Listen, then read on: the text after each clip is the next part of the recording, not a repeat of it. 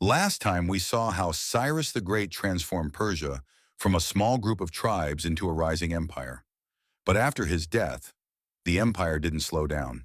It grew even larger.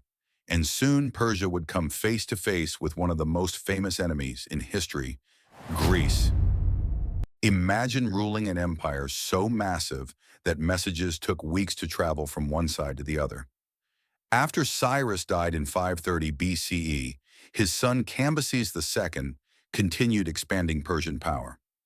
In 525 BCE, Persian armies invaded Egypt.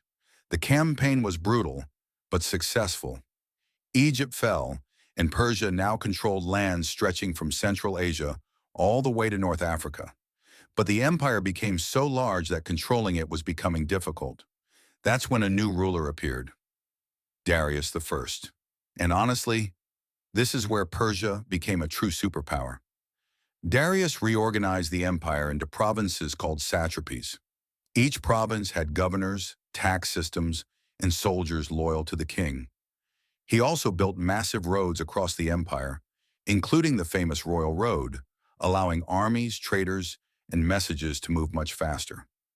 Trade exploded.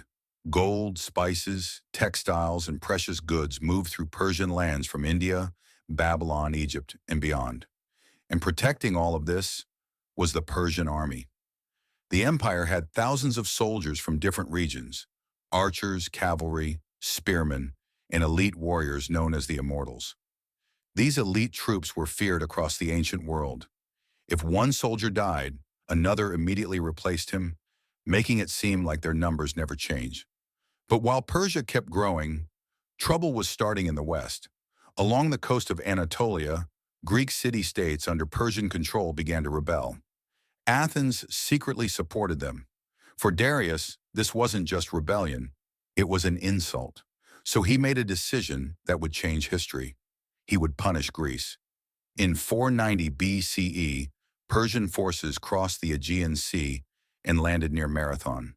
The Persians had more men, more archers, and cavalry. But the Greeks moved fast. The Athenian army charged directly at the Persian lines before the archers could destroy them. The battle became chaos. Spears crashed into shields. Soldiers fought hand-to-hand near the shoreline. And against the odds, Persia was defeated. For the first time, the mighty Persian Empire had been stopped by a much smaller enemy. But Persia wasn't finished, not even close.